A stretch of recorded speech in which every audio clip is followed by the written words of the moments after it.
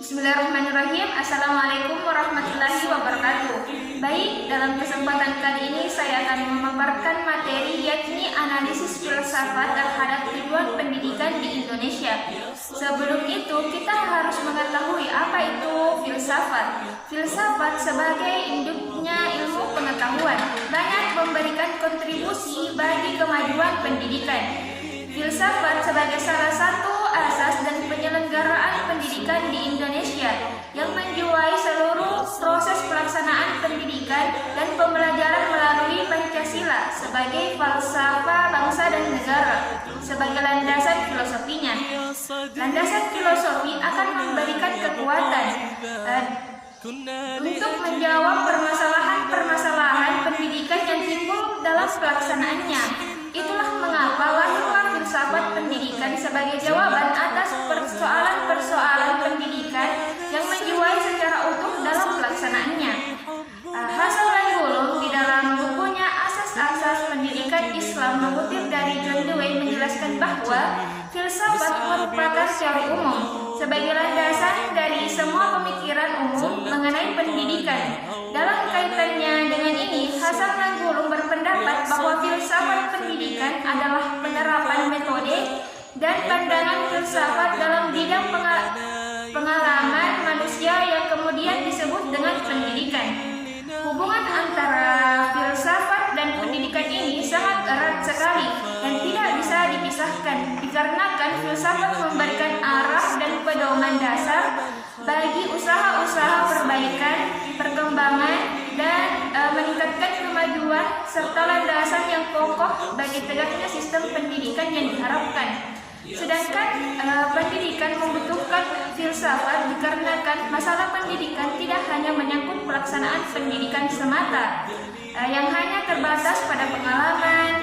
Filsafat dan pendidikan keduanya merupakan satu kesatuan yang saling berhubungan, di mana filsafat merupakan pendidikan, begitupun sebaliknya, yakni pendidikan merupakan filsafat. Dalam Undang-Undang Pendidikan tahun 1989,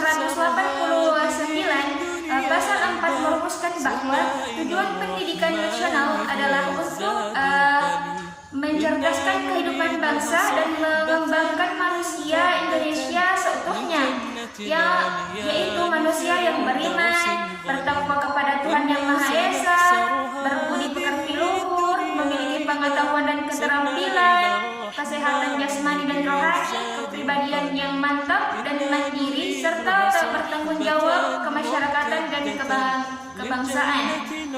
Dari rumusan di atas sangat jelas bahwa tujuan pendidikan nasional bukan hanya untuk mengembangkan segi pengetahuan semata secara kognitif saja, tetapi pribadi manusia yang lebih utuh dan menyeluruh, termasuk di dalamnya adalah segi spiritual, moral, fisik, kepribadian, serta sikap demokratis dan tanggung jawab sebagai warga bangsa.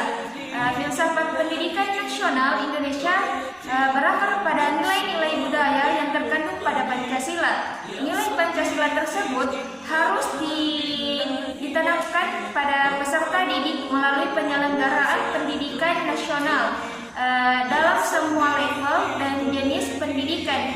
Ada dua pandangan menurut Jumali perlu dipertimbangkan di dalam memberikan landasan filosofi dalam pembelajaran pendidikan nasional di Indonesia. Yakni yang pertama ialah pandangan tentang manusia Indonesia, yakni filosofi pendidikan nasional memandang bahwa manusia Indonesia sebagai makhluk Tuhan Yang Maha Esa dengan segala fitrahnya.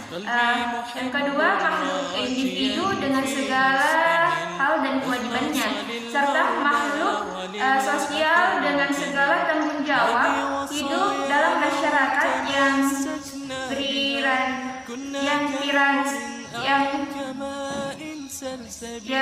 pluralistik dari segi lingkungan sosial budaya, lingkungan hidup, dan segi kemajuan negara Kesatuan Republik Indonesia di tengah-tengah masyarakat global yang senantiasa berkembang dan segala tantangannya.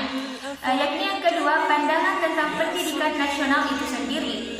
Di dalam pendidikan, filosofi pendidikan nasional dipandang sebagai peranata sosial yang selalu berinteraksi dengan kelembagaan sosial lainnya dalam masyarakat.